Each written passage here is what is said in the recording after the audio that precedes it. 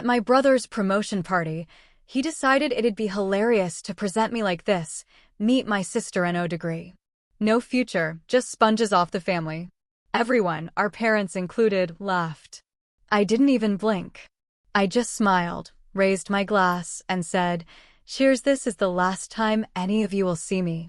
Then I walked away. The room fell completely silent. Can you imagine being called the family joke by your own brother in front of hundreds of strangers at his biggest moment of triumph? That night, something inside me shattered, and I knew I had two choices: let it destroy me or walk away forever. What would you have done? So, my name is Jenna, and I'm an artist. I'm 28, and I grew up in Boston, in a household where academic achievement wasn't just encouraged, it was the air we breathed.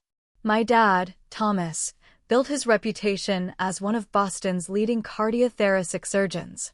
Dinner wasn't just dinner, it was a nightly recitation of his latest life-saving surgery or groundbreaking research. My mom, Diana, she was a tenured English professor, publishing in academic journals, racking up awards. Their wedding photos? Two brilliant minds, 3 advanced degrees between them, practically glowing in their academic regalia. Then there was Adam, my brother, 3 years older than me. He was the golden child, the embodiment of everything my parents valued. Perfect report cards, science competitions, captain of the debate team, and eventually valedictorian. His college acceptance letters came from all 8 Ivy League schools, sparking weeks of agonizing deliberation. He finally settled on Harvard Law, making my parents beam with such pride. I sometimes wondered if their faces might actually crack. I loved Adam deeply growing up.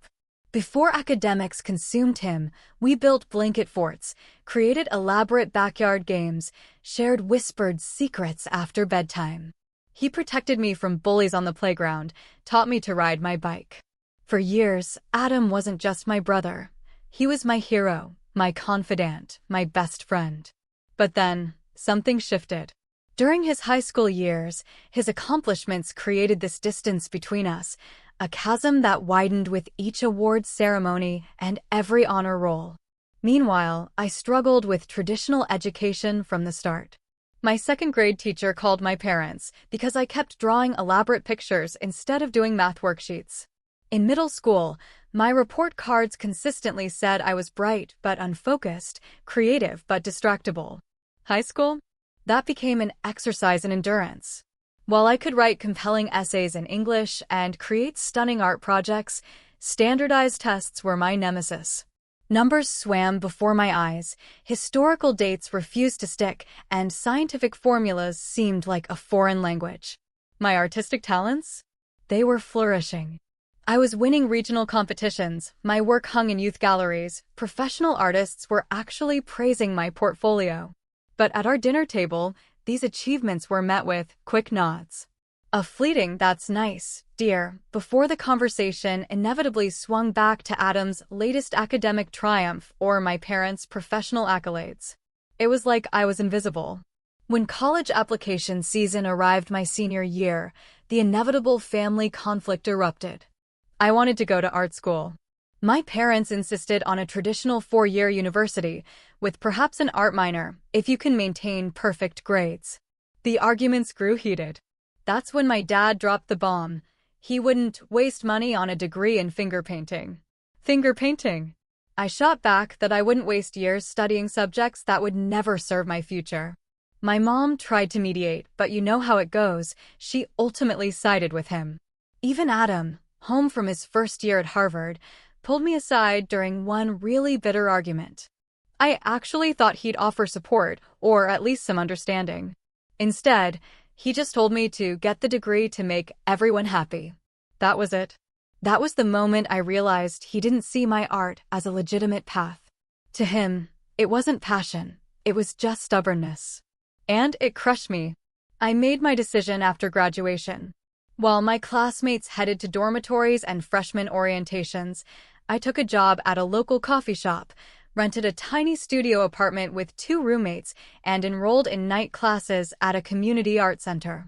My parents predicted I'd come crawling back within 6 months, begging for college tuition.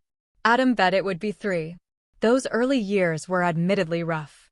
I worked multiple service jobs, took any design gig I could find, building my portfolio piece by piece. Logos for local businesses, wedding invitations, illustrations for self-publishing authors. I survived on ramen noodles, sheer grit, and the stubborn belief that I could do this. During family gatherings, which grew increasingly infrequent, I endured questions about when I'd get a real job or go back to school. My answers about building my freelance business were met with skeptical looks and immediate subject changes. 10 years passed this way. Adam graduated from Harvard Law with honors, clerked for a federal judge, and landed at Peterson and Mitchell, one of Boston's most prestigious corporate law firms. Meanwhile, I slowly, painstakingly, established a growing reputation in graphic design. I built a client base that finally allowed me to quit my service jobs and focus entirely on creative work. I secured my own apartment, built a professional website, and even hired an assistant to handle administrative tasks. My designs started winning awards in industry publications, and I began receiving inquiries from larger companies. Not that my family noticed. At holiday gatherings, my parents still introduced Adam as their son, the lawyer, while I remained their daughter with the hobby. When I shared news about landing a major client or industry recognition, the response was invariably polite disinterest, followed by a swift pivot to Adam's latest courtroom victory. When the invitation arrived for Adam's promotion party, I felt that familiar mix of family obligation and personal dread. After 5 years at Peterson and Mitchell, he was being made partner, the youngest in the firm's history. My mom called to make sure I would attend, adding that I should wear something appropriate, not your usual artistic outfits. The subtle dig stung, but I agreed to come. Despite everything, I still clung to this tiny, desperate hope. The hope that someday my success would actually register with them. That they would finally see my path as valid, as valuable. I had no idea that this party, his celebration, would become the ultimate breaking point. The night that would sever my family ties completely and force me to redefine every single ounce of my self-worth. The invitation specified black tie attire, so I invested in a dress I honestly couldn't really afford, a sleek midnight blue gown with a subtle shimmer. It was elegant, professional, the kind of dress that said, "I belong here." I spent another $100 on shoes that wouldn't embarrass my fashion-conscious mother. I even scheduled a professional hairstyling appointment, something I would never normally do. The week before the party, I closed myself in my studio and created a custom piece for Adam. Despite our complicated relationship, I wanted to give him something meaningful. I designed a stylized Boston skyline, incorporating subtle references to landmarks from our childhood, the park where we played, the old ice cream shop. In the corner, nearly hidden, I included 2 small figures that resembled us as children. This piece, it took me 16 hours. 16 hours. I had it professionally framed with custom matting and museum-quality glass. This wasn't just some drawing, it was a tangible demonstration of my professional skills, a deep, personal connection. I poured my heart into it. I genuinely hoped it would finally make them, see the value in my chosen path. The morning of the party, I rehearsed responses to the inevitable questions about my career. I practiced concise descriptions of my recent projects, memorized impressive client names, and worked on explaining my business growth in terms business-minded people would appreciate.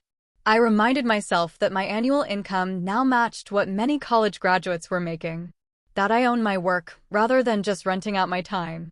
I had built something from nothing, through pure talent and relentless perseverance. I stood there, looking in the mirror, practicing my calm, polite smile. I'm doing well, thank you. Business has been excellent this quarter. I just signed a contract with a national retail chain. Yes, I'm completely self-employed. No, I don't regret not going to college.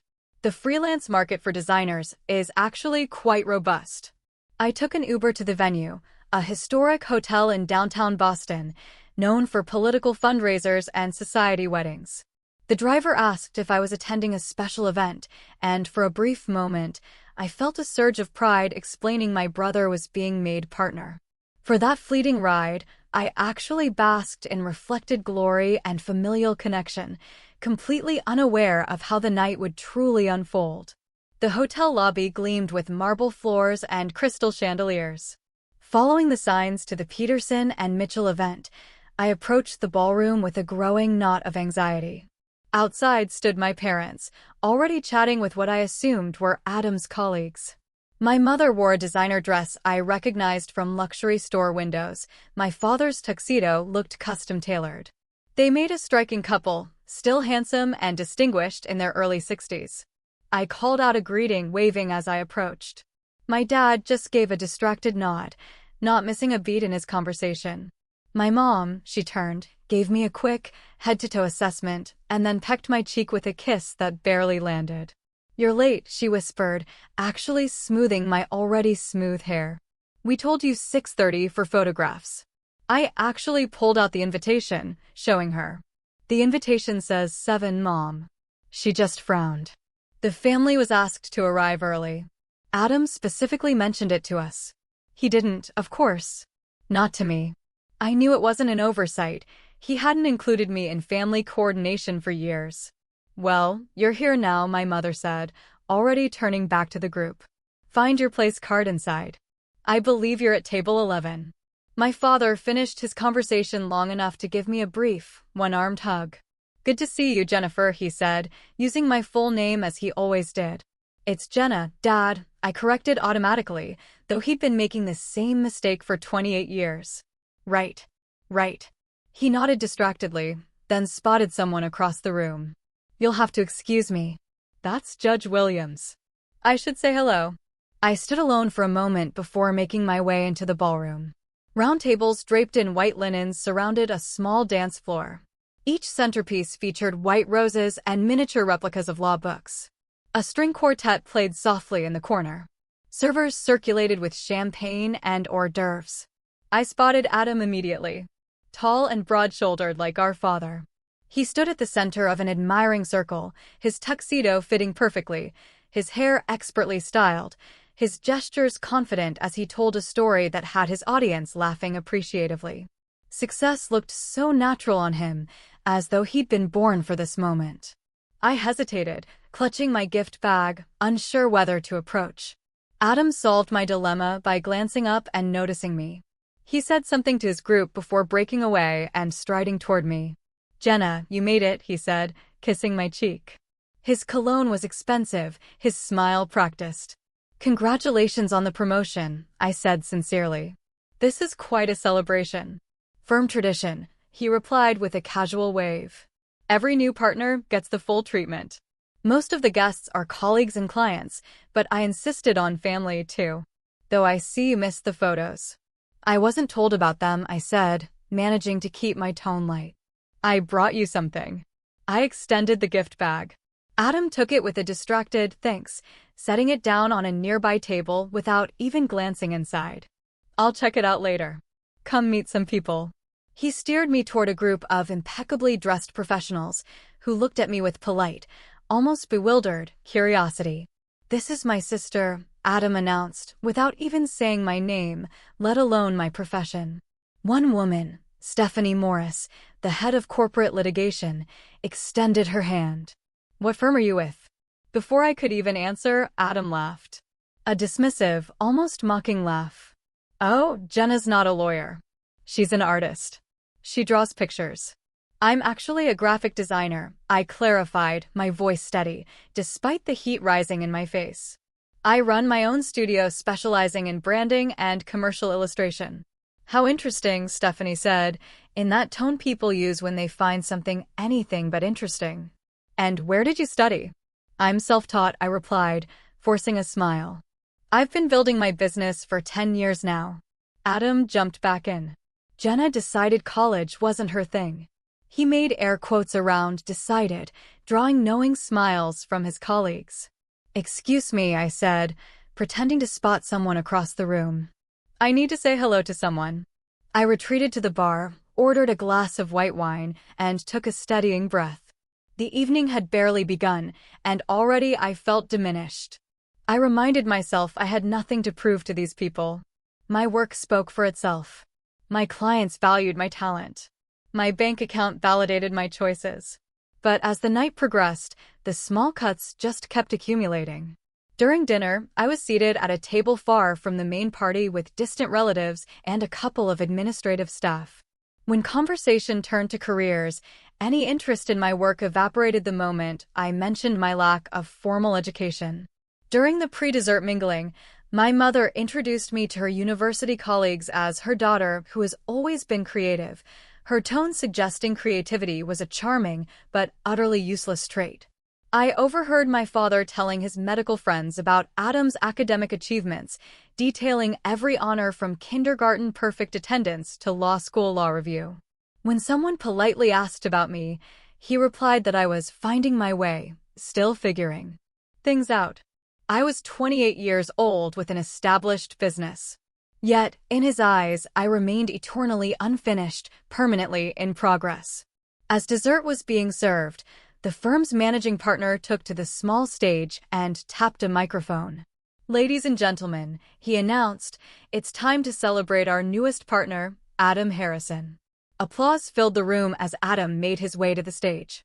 He looked perfectly at ease, born for the spotlight. I clapped along with everyone else, still clinging to the hope that somewhere in his speech, he might acknowledge that success comes in different forms. I watched with growing anticipation, convinced that as the moment approached when my brother would publicly recognize our family, he would include me with some small, kind mention. Perhaps a joke about his artistic sister who took a different path but still supported him. Maybe even a thank you for attending, despite our differences. I couldn't have been more wrong. The ballroom of the Fairmont Hotel represented everything my family valued: luxury, tradition, exclusivity. Crystal chandeliers threw light across pressed white tablecloths and polished silver. The firm had spared no expense for their youngest partner's celebration. Fresh floral arrangements adorned every surface, their perfume mixing with expensive cologne and the aroma of gourmet food. Everything about the environment reinforced that this was a place for people who had followed the rules, climbed the proper ladders. I sipped my wine and observed the social dynamics unfolding around me. The hierarchy was clear, from the senior partners commanding attention at the center tables, to the junior associates laughing a bit too loudly at their superiors' jokes. Family members of other lawyers acknowledged each other with the easy familiarity of people who had attended many such functions together over the years. I recognized none of them. An older gentleman approached my isolated corner. He introduced himself as Harold Peterson, the founding partner, now semi-retired. Mr. Peterson had kind eyes that crinkled at the corners. "You must be Adam's sister," he said, extending his hand. "You look like him around the eyes." "I am," I confirmed. "Jenna Harrison." "Adam speaks highly of your creative talents," he said, surprising me completely. "My granddaughter is interested in art. Do you have any advice for young people pursuing creative fields?" For a moment, I felt visible. I enthusiastically shared thoughts about building portfolios, finding mentors, and developing business skills alongside artistic ones. Mr. Peterson listened attentively, asking thoughtful questions. Our conversation was interrupted when my mother appeared, slipping her arm through Mr. Peterson's. "Harold, I see you've met Jenna," she said. "I hope she hasn't been boring you with her little projects." "Not at all," he replied. We were having a fascinating discussion about creative entrepreneurship. My mother laughed as though he'd said something amusing rather than factual. "Well, there's someone you simply must meet," she said, already steering him away. "The university president is here, and he's been asking about your scholarship fund." Mr. Peterson allowed himself to be led away, but turned back to give me a sympathetic smile. "Nice meeting you, Jenna. Keep up the good work." That brief positive interaction only highlighted how uncomfortable the rest of the evening had been. I attempted to join a conversation between my father and several doctors, only to have him place his hand on my shoulder and guide me away with a whispered, "This is a discussion about hospital politics, Jennifer. You wouldn't understand the context." When I tried chatting with a group of younger lawyers, they became awkwardly formal once they realized I wasn't in the legal profession, their eyes scanning the room for more advantageous networking opportunities. Even the catering staff seemed to sense my outsider status, passing me by repeatedly before I could take an appetizer from their trays. Around 9 o'clock, the gift presentation began. Partners and colleagues presented Adam with expensive tokens of their esteem, monogrammed cufflinks, rare whiskey, vintage law books. Each gift was met with appropriate appreciation and witty remarks from my brother, who had clearly practiced his gracious recipient routine. When the formal gifts concluded, my mother nudged me. "You said you brought something." I nodded and retrieved my carefully wrapped package from the gift table where it sat untouched. As I approached Adam, he was deep in conversation with the managing partner. I stood awkwardly, waiting to be acknowledged. "Excuse me," I finally said after nearly a minute of being ignored. Adam turned with barely concealed impatience. "Yes, I wanted to give you this," I said, offering the package. "I made it for your promotion." He took it with a distracted thanks and carelessly tore the wrapping. Nothing like the careful appreciation he'd shown for the other gifts. The custom frame caught the light as he held up the artwork with a puzzled expression. "It's the Boston skyline," I explained, with places from our childhood hidden in the details. "See, there's the park where we used to play and the ice cream shop on the corner. And those two small figures there are." "That's nice," he interrupted, clearly uninterested in the personal touches that had taken me hours to incorporate. He set the artwork down against the wall without even finishing his examination. "Not really my style, but thanks for the thought." My mother appeared beside him and glanced at the piece. "Oh, another one of your drawings," she said, as though I'd presented him with a crayon scribble rather than a professional piece worth hundreds of dollars. "That's sweet, dear." She picked it up and squinted at it. "Is this supposed to be Boston? The proportions seem off." "It's stylized, Mom," I explained, trying to keep disappointment from my voice. "It's not meant to be photorealistic." "Well, it's the thought that counts," she said, setting it back down and straightening Adam's already perfect tie. "The photos from earlier came out beautifully. The photographer said he's never seen such a photogenic family." The implication that the family photos were complete without me wasn't lost on anyone. As dinner concluded and the formal program approached, I found myself increasingly isolated. I checked my watch repeatedly, calculating how soon I could leave without causing a scene. The answer, unfortunately, was not until after Adam's speech and at least the first dance. I made my way to the ladies' room for a moment of peace. Inside, I found two young women I recognized as legal associates from Adam's table. They were touching up their makeup and didn't notice me enter a stall. "Can you believe his sister?" the first one said. "She looks so out of place." "I know," the second agreed. "Adam told me she's some kind of starving artist who refused to go to college. His parents are still supporting her financially." I froze. My blood ran cold, then hot, flushing my face. His parents are still supporting her financially. The accusation was a complete, utter lie. I hadn't taken a dime from my parents since I was 20. Not even when I had pneumonia and couldn't work for 6 weeks. I ate ramen. I depleted my savings rather than ask for help. Such a disappointment compared to him, the first woman continued.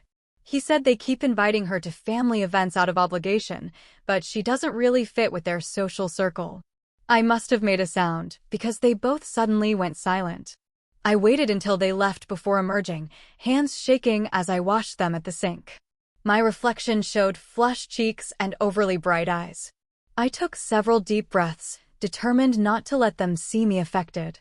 Returning to the ballroom, I found the lights dimmed and attention focused on the small stage where the managing partner was introducing Adam. My father caught my eye from the front table and frowned, gesturing at his watch.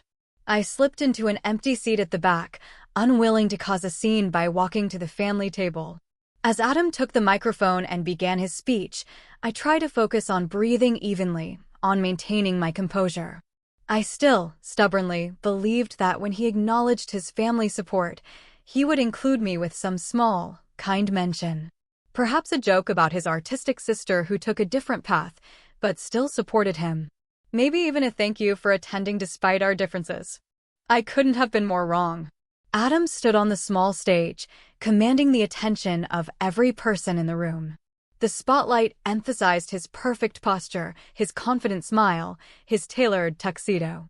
He began by thanking the firm partners for their mentorship, delivering carefully crafted compliments to each senior attorney by name. The crowd nodded appreciatively as he acknowledged their wisdom and guidance.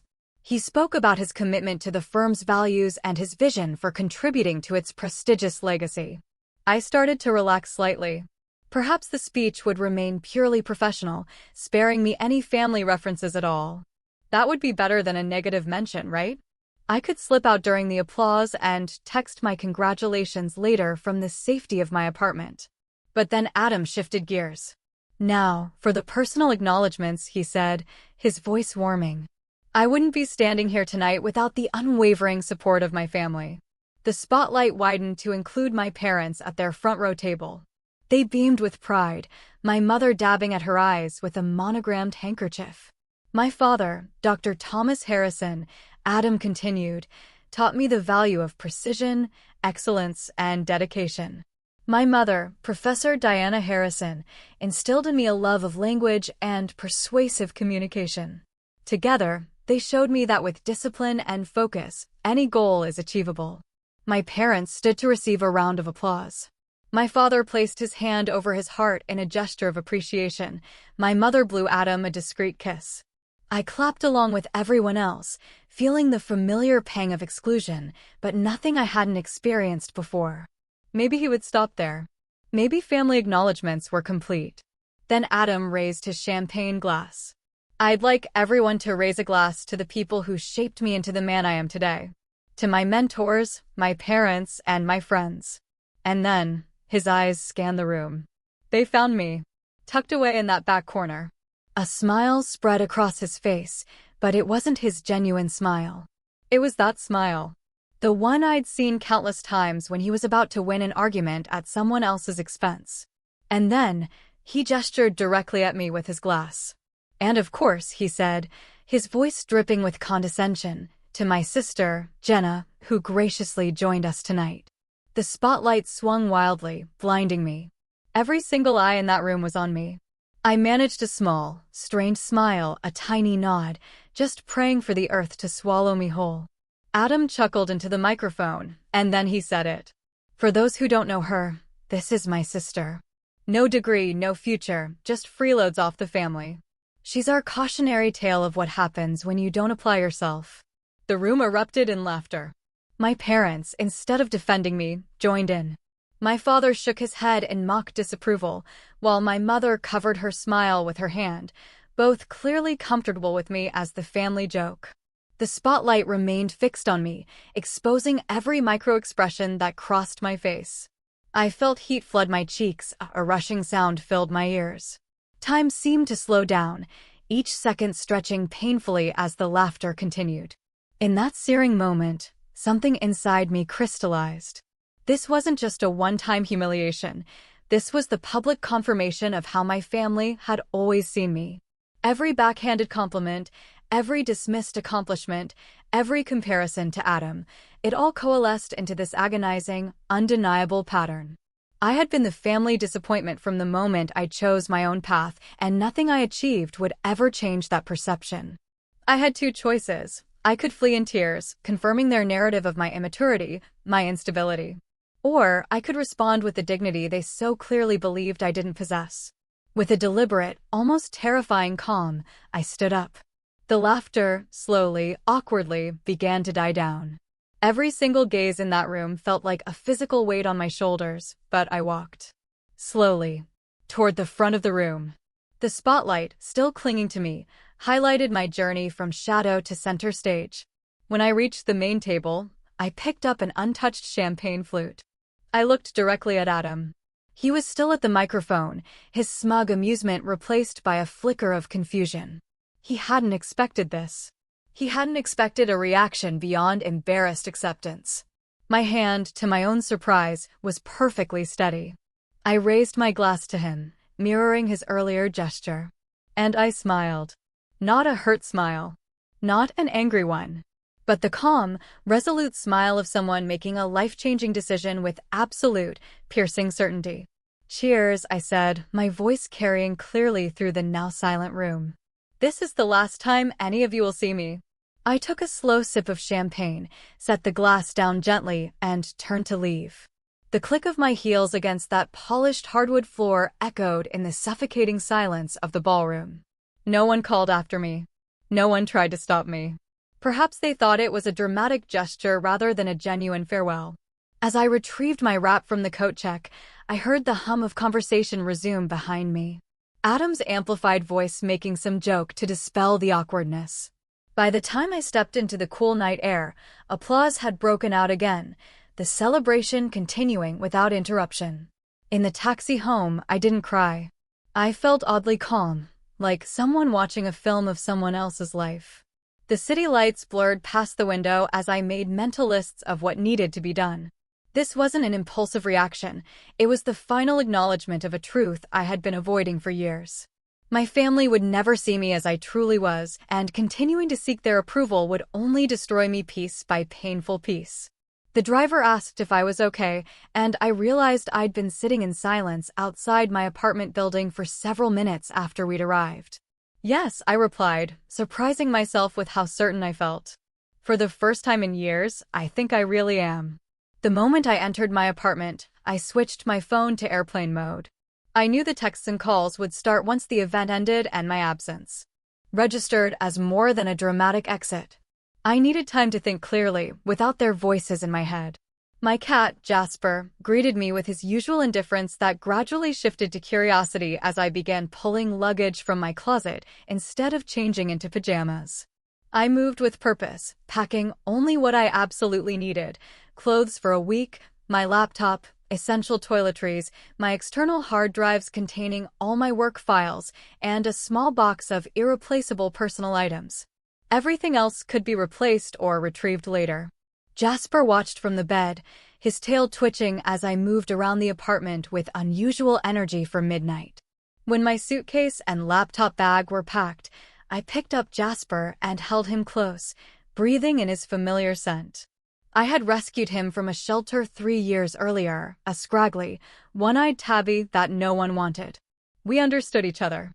"I need to make some calls, buddy," I whispered, scratching behind his ears. The kind you make when no one is listening. I booked a pet-friendly hotel room downtown for 2 weeks, paying the premium without hesitation.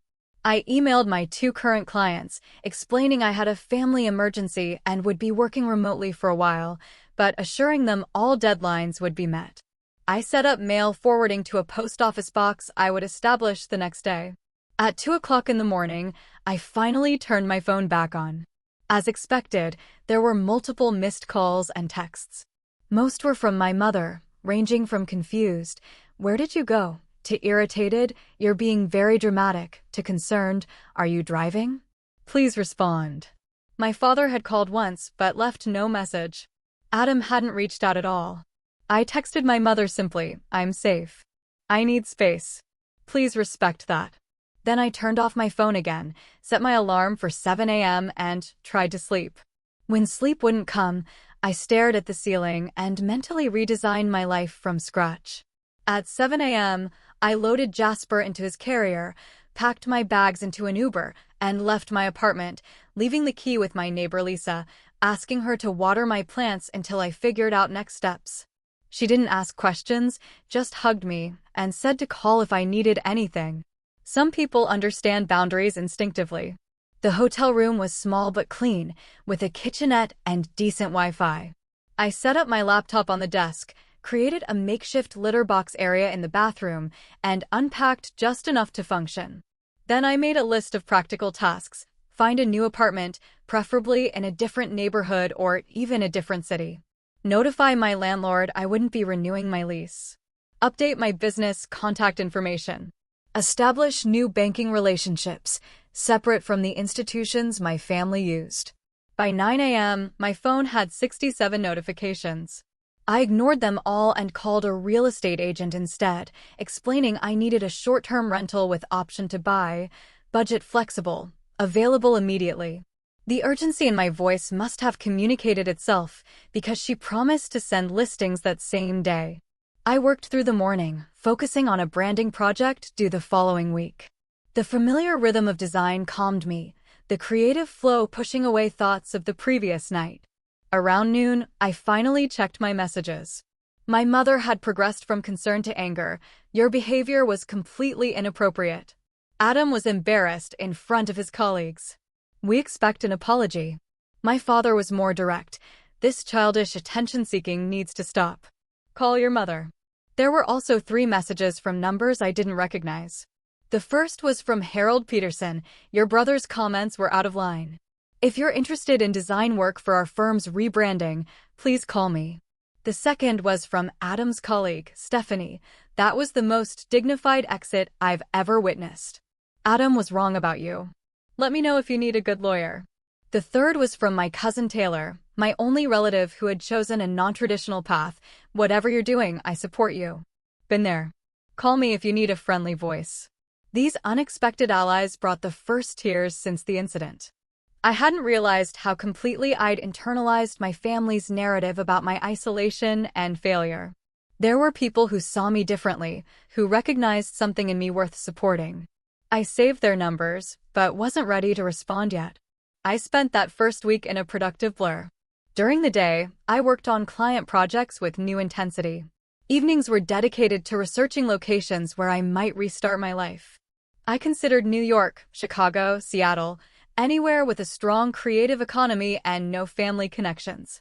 I interviewed 3 potential assistants who could work remotely, eventually hiring Zach, a recent design school graduate with excellent organizational skills and no ties to Boston's interconnected social world. My mother's texts grew increasingly frantic as the days passed without response. By day 5, she was threatening to file a missing persons report, though I had clearly told her I was safe and needed space. I finally responded with a formal email, copying my father. I am not missing. I am taking necessary space from a family dynamic that has become harmful to my well-being. I am safe, employed, and housed. Please do not contact the authorities with false concerns, as that would waste their resources and damage our relationship further. I will reach out when I am ready to communicate. The response came within minutes, a lengthy email from my father detailing all the ways they had supported me, the sacrifices they had made, and the ingratitude I was showing. He referenced family therapy as though it were a threat rather than a potentially helpful suggestion. The message contained not one word of apology for Adam's behavior or acknowledgement of why I might have been hurt. I forwarded the email to a new therapist I had scheduled an appointment with, adding context for our first session tomorrow. 10 days after the party, I found my new home, a loft apartment in Philadelphia's Arts District. The real estate agent sent a virtual tour highlighting the Northern Light, perfect for a studio, the building's community of creative professionals, and the reasonable cost of living compared to Boston. I signed a 6-month lease with option to buy and booked a moving company for the following week.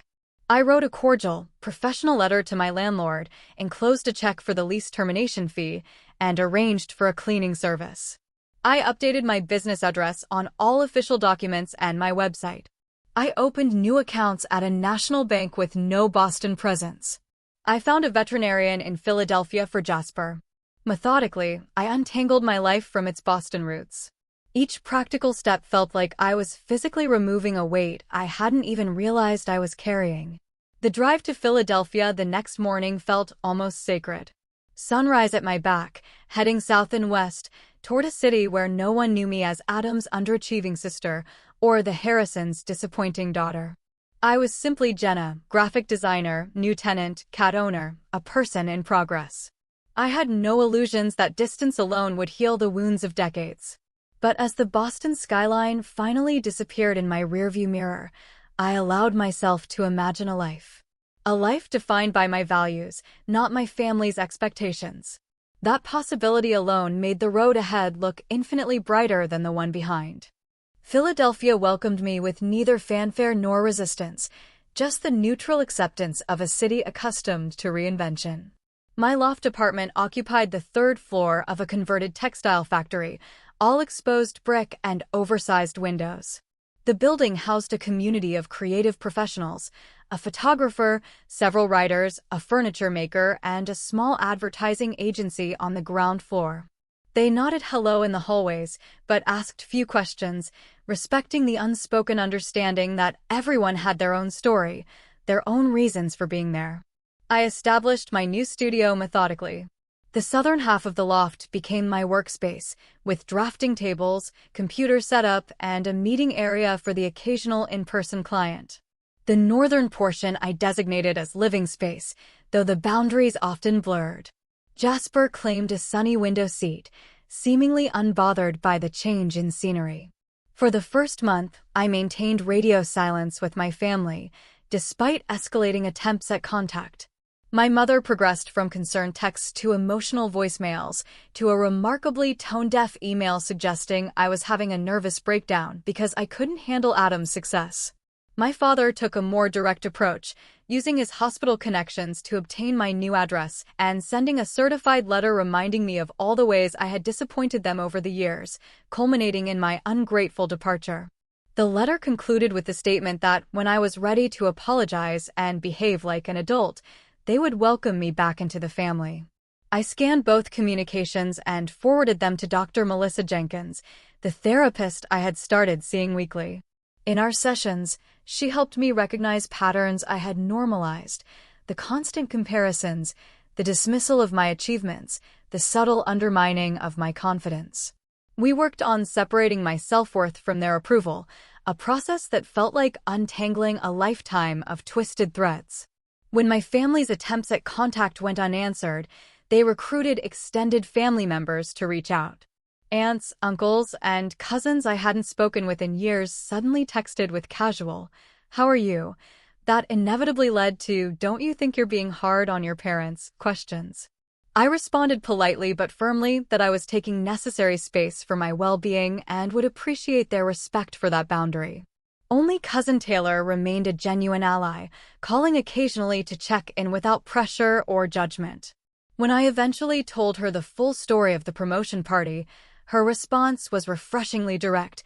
"What an absolute dick move. You deserve better. This family has a serious problem with anyone coloring outside the lines." As the weeks turned into months, I immersed myself in building my business in this new city. I joined the Philadelphia Graphic Artists Guild, attending monthly meetings and gradually forming professional connections.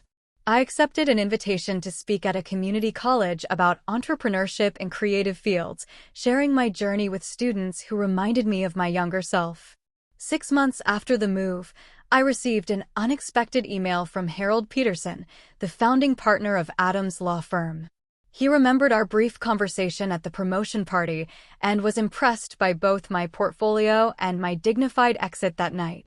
His firm was undergoing a complete rebranding, and he wanted to know if I would consider submitting a proposal. The irony was impossible to miss. My first major opportunity in my new life, coming from the very event that had ended my old one. I accepted the invitation, putting together the most professional presentation of my career.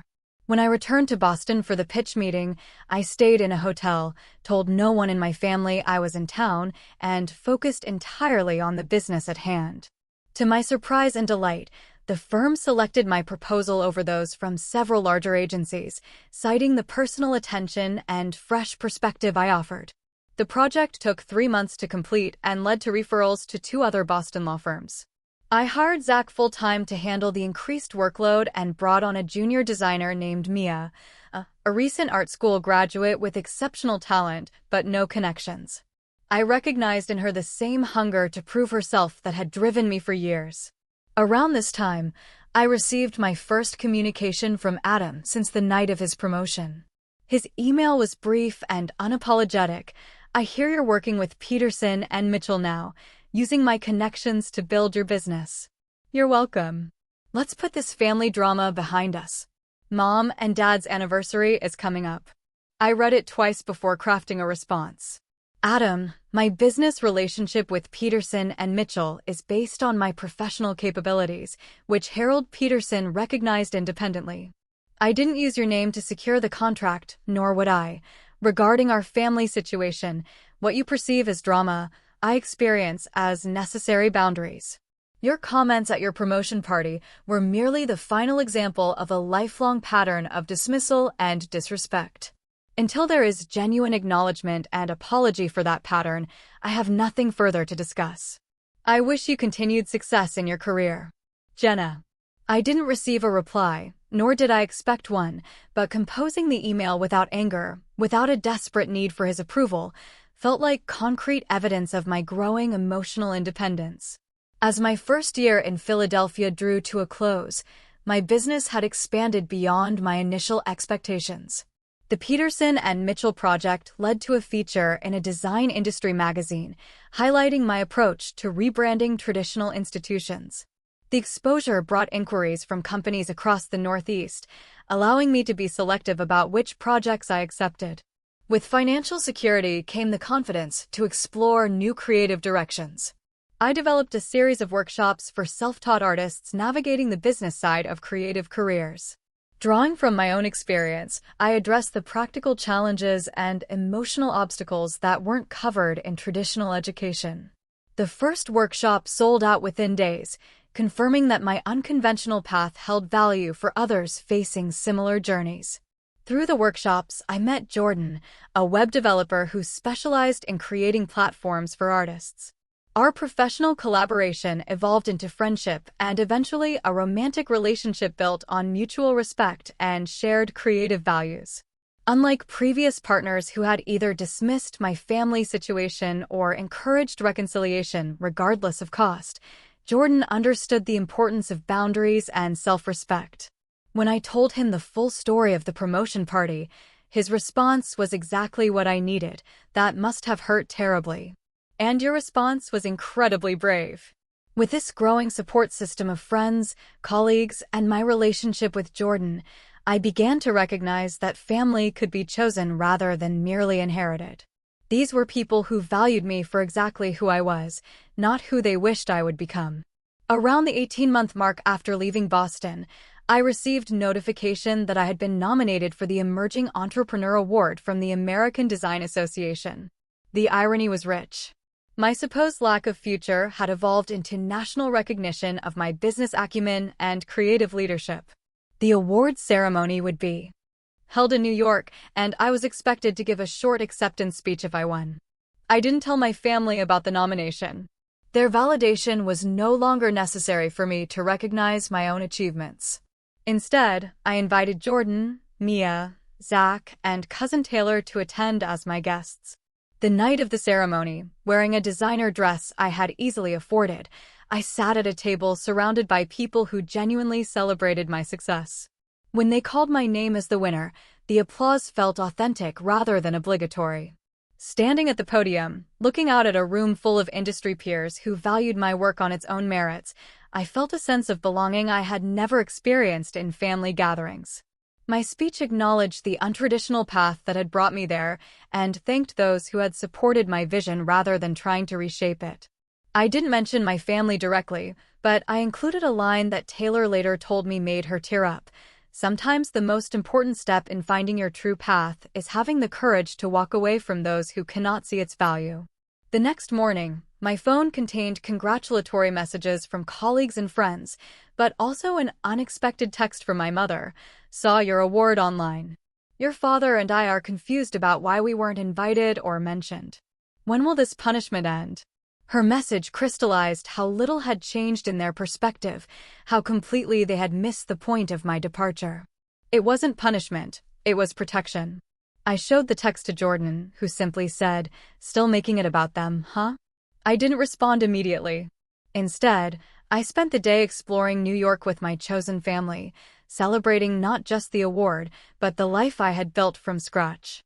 That evening, browsing through an art supply store, I realized I was genuinely happy.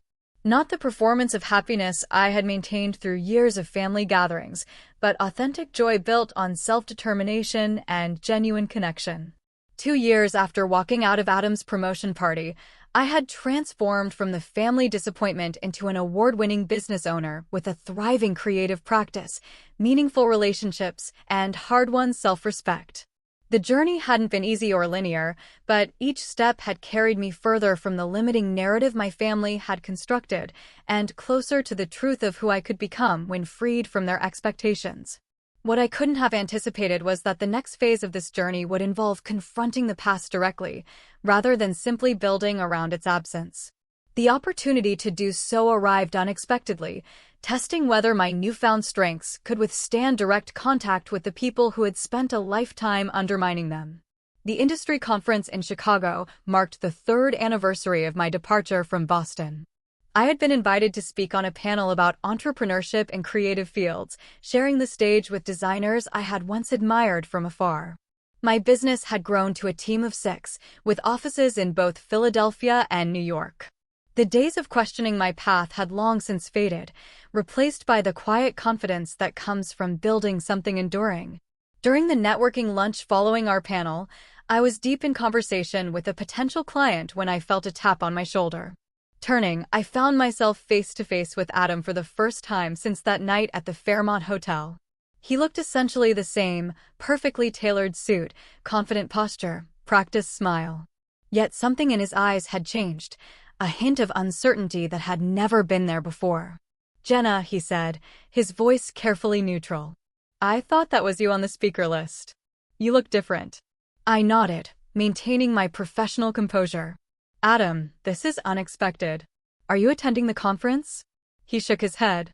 "I'm representing a client who's sponsoring the event. I saw your name in the program." An awkward silence fell between us, 3 years of unspoken words creating an almost tangible barrier. Finally, Adam cleared his throat. "Do you have time for a coffee?" he asked, gesturing toward the hotel lobby. I considered refusing, using my busy schedule as an excuse, but curiosity prevailed. I excused myself from the potential client, promising to follow up later, and accompanied Adam to the lobby cafe. We sat at a small table by the window, both of us stiff and formal. Adam ordered an espresso while I chose herbal tea. When the server left, he studied me with an expression I couldn't quite read. "You're doing well," he observed. "I see your work everywhere now." The Madison Avenue campaign was particularly impressive.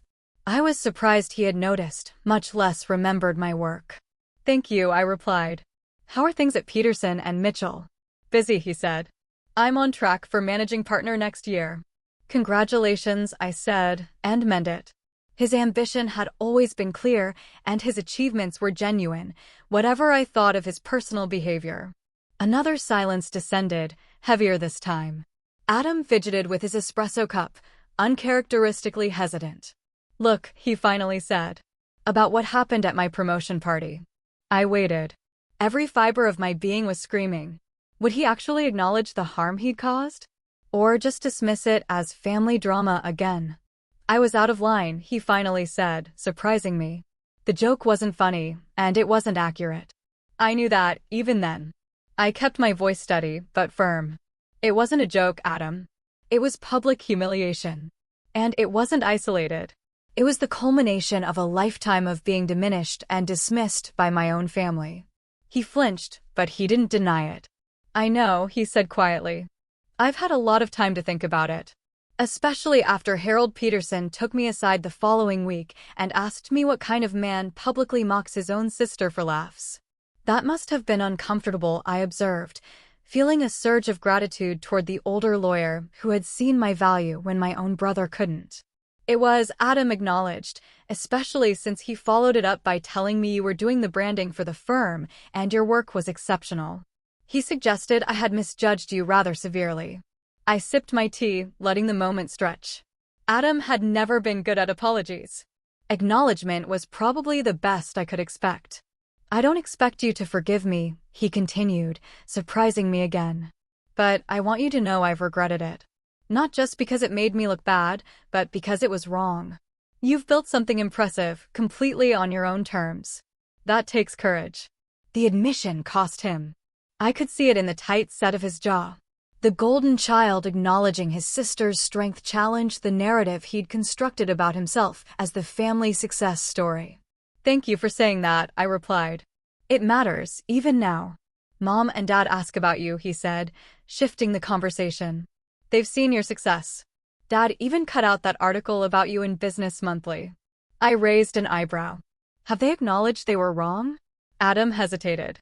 "They're still working through that part, but they miss you. They're getting older. Maybe there's room for a relationship that doesn't require you to be who they wanted you to be." I considered his words carefully. "Is that possible?"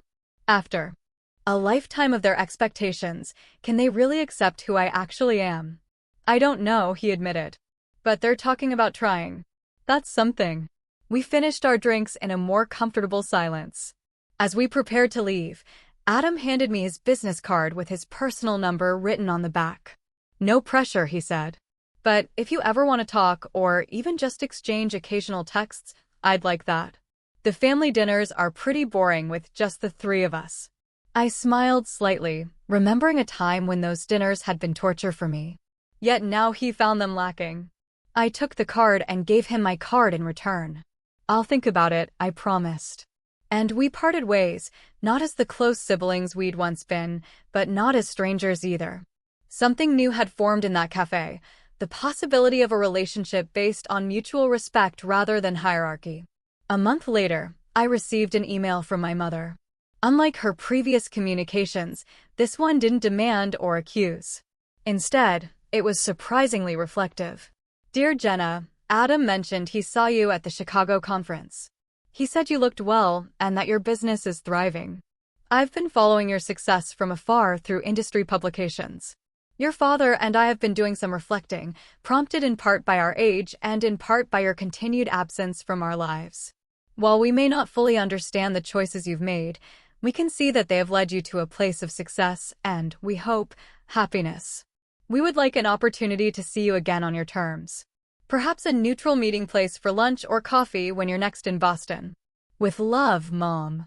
I read the email several times, noting both its conciliatory tone and its careful avoidance of direct apology. I forwarded it to Dr. Jenkins, who had helped me navigate the past 3 years of family separation. What do you think? I asked during our next session. What do you want? She countered in her typically direct way. I considered the question seriously. Not a fantasy reconciliation where they suddenly transformed into the supportive parents I'd always wanted. Not a continuation of complete estrangement either. Perhaps something in between, a limited relationship with clear boundaries. I want to be seen for who I am, I finally replied. Not as a disappointment or a project or even as a success story they can now claim. Just as myself, with all my complexities and choices. Then perhaps that's what you should tell them, she suggested. See if they're capable of meeting you there. I composed a careful response to my mother, agreeing to meet when I was next in Boston for business. I specified a cafe near my hotel rather than our old family haunts, a neutral territory where we could begin this tentative reconnection. 2 weeks later, I sat waiting at a table by the window, watching for their arrival. My parents entered precisely on time, my father scanning the room methodically, while my mother spotted me immediately. They looked older than I remembered, more fragile somehow, though still carrying themselves with the dignity of people accustomed to professional respect. The initial greetings were awkward, physical contact limited to brief, stilted hugs. We ordered coffee and pastries, making small talk about the weather and my flight. Finally, my father cleared his throat. We've missed you, Jenna, he said formally, as though delivering prepared remarks. Your mother and I have discussed the events that led to your departure at length. I noticed he didn't specifically mention Adam's behavior or their own. I'm glad you've been successful, he continued. The design award was quite prestigious, I understand. Thank you, I replied, keeping my voice steady. My work has been fulfilling, but I didn't agree to meet to discuss my professional achievements. I wanted to address the relationship dynamics that made it necessary for me to leave. My mother flinched slightly. Must we rehash old grievances? She asked. Can't we simply move forward? I shook my head. Moving forward requires understanding how we got here. For years, I was treated as less valuable because I chose a different path. Adam's comments at his promotion party weren't an isolated incident. They were the culmination of a family culture that consistently undermined and dismissed me. My father started to object, but my mother placed her hand on his arm. There may be some truth to that, she acknowledged quietly. We had certain expectations, certain definitions of success. Your choices didn't fit those definitions, and we struggled to see beyond our own perspective. It wasn't quite an apology, but it was more self-awareness than I'd ever heard from her before. I appreciate that recognition, I said. What I need going forward is respect for my choices, my business, and my boundaries. I've built a life I'm proud of. If you want to be part of that life, it needs to be on terms of mutual respect. My father nodded slowly. We can try, he said. We're not perfect, but we can try. We spent the rest of the meeting, me laying out the parameters for this new, tentative relationship. Monthly phone calls. Occasional visits. No unsolicited advice about my career or personal life. I made it crystal clear, any backsliding into old patterns, and I would step back again. They agreed. And I could see the sheer effort it took my father to swallow those terms. But he did. As we prepared to leave, my mother hesitated, then asked, "Will you be at Christmas this year? We would very much like to have you there." I thought of the past 3 Christmases spent with friends and Jordan, relaxed gatherings free from performance or judgment. I'll consider it, I replied honestly. But if I come, Jordan would come with me. Your boyfriend, my father asked. Adam mentioned him. My partner, I corrected. He's an important part of my life. They exchanged glances, but nodded in agreement. Our relationship remained a work in progress. In the following months, some conversations flowed naturally, while others triggered old patterns that required gentle but firm correction. My father struggled more than my mother with accepting me as an equal rather than a daughter to be guided. My mother made genuine efforts to ask about my work with real interest rather than polite tolerance. Adam and I established our own cautious reconnection, mostly through occasional texts about neutral topics. He sent articles related to my industry. I congratulated him on professional milestones. We weren't the close siblings of our earliest childhood, but we weren't adversaries either. 6 months after our cafe meeting, I accepted an invitation to Christmas dinner, bringing Jordan with me. The evening had tense moments, but also genuine laughter. When my father began to lecture me about tax planning for my business, I calmly reminded him of our boundary agreement. To his credit, he stopped mid-sentence and apologized. That night in our hotel room, Jordan asked if I regretted reconnecting with my family. No, I said after careful consideration, but I don't regret leaving either. I needed to find my own worth before I could interact with them in a healthy way. The distance gave me perspective I couldn't have gained otherwise. The following spring, I was invited to deliver the commencement address at Philadelphia's Art College. Standing at the podium,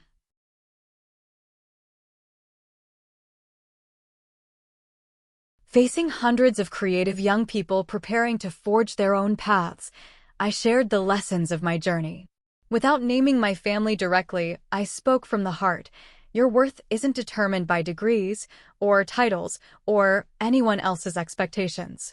It's built through the courage to pursue your own vision, the resilience to weather rejection, and the wisdom to recognize when walking away is necessary for growth. Sometimes, the most loving thing you can do for yourself is to create distance from those who cannot see your value. And sometimes, if you're fortunate, that distance creates space for new understanding on both sides. The most important lesson I've learned? You don't need permission to define your own success. The path others can't understand? That might be exactly the one you're meant to follow.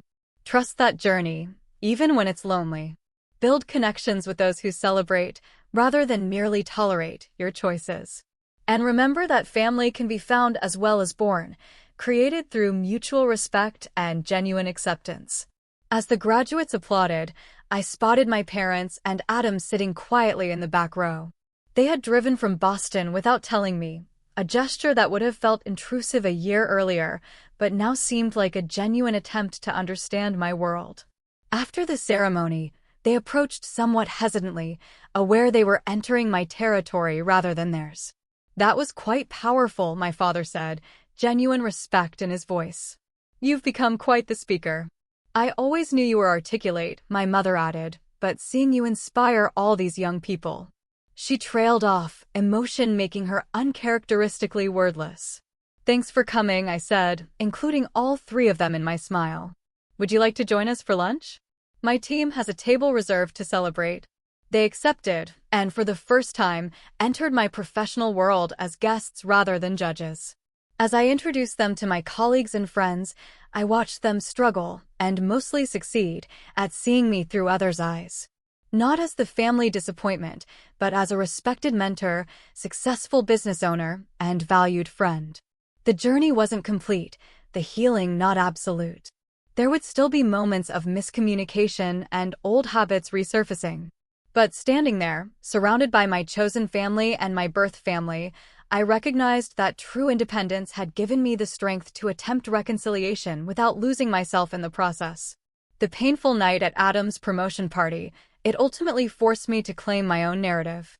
To build a life based on my self-defined success, rather than chasing external validation. And that freedom? That freedom was worth every single difficult, heartbreaking step of the journey. So tell me, have you ever had to walk away from something familiar to find your true worth? What would you have done in my place that night? I really want to know what you think.